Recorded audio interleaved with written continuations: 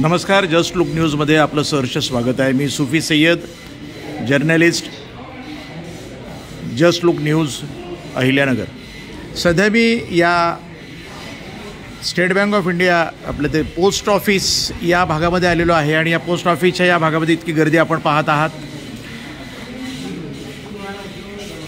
आतमध्ये बऱ्याचशा खुर्च्या या रिकाम्या आहेत।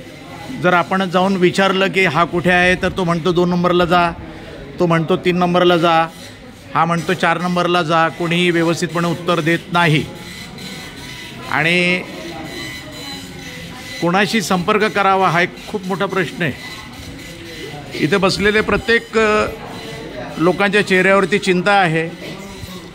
कोणी कोणाचंही काम व्यवस्थितपणे करायला तयार नाहीत। आतमध्ये जर पाहिलं तर बऱ्याचशा खुर्च्या या रिकाम्या आहेत। अधिकारी वर्ग कुठे गेला हेच लक्षात येत नाही। समोर हे एक नंबर दिलेला आहे, IPB खात्यामधनं पैसे काढणं तांत्रिक कारणामुळे सध्या सर्व्हर बंद आहे।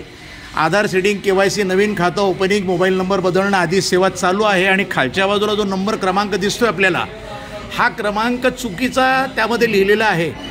मी हा अक्षरशः या ठिकाणचा जो नंबर आहे ना, या ठिकाणी मी फेंट होता त्याला 99 22 10 33 98 याला क्लिअर केलं आणि याच्यावरती मी नंबर लावतो तर रॉंग नंबर दाखवतो।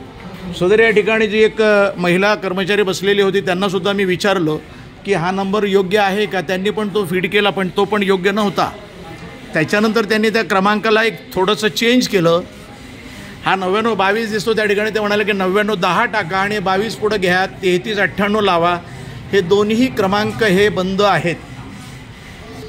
इतक्या मोठ्या भारतीय डाक विभागामध्ये ज्याची ही इतकी मोठी उज्ज्वल परंपरा आहे, आपण ना अख्ख्या भारतामध्ये बघतो की भारतीय डाक विभाग हा अख्ख्या भारतामध्ये खूप चर्चित आणि खूप सेवा देणारा म्हणून आत्तापर्यंत आपण गणला गेलेला आहे। पण ठिकठिकाणी आपण जर बघतो याचं जे दृश्य आहे तर अधिकारी वर्ग आपल्या खुर्च्यावरती बसलेला दिसत नाही। कोणाला काय विचारायचं हा एक खूप मोठा प्रश्न आहे। आणि ते जिथं पण गेलो ना, नवीन संगणक प्रणाली सर्व्हर प्रॉब्लेम हा यामुळे स्लो चालत असल्यामुळे कामकाज संथगतीनं चालू आहे। त्यामुळे तसदीबद्दल दिलगीर आहोत, दिलगिरी व्यक्त करतायत। पण सकाळपासून संध्याकाळ होते पण कोणाचंही काम या ठिकाणी व्यवस्थितपणे होताना मला तरी दिसलेलं नाही।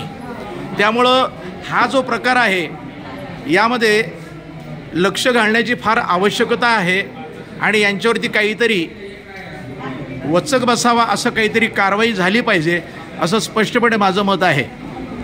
प्रत्येक नागरिक या ठिकाणी उभा आहे, हवालदिल आहे, पण त्याला याचं आपलं योग्य उत्तर कोणालाही भेटत नाही।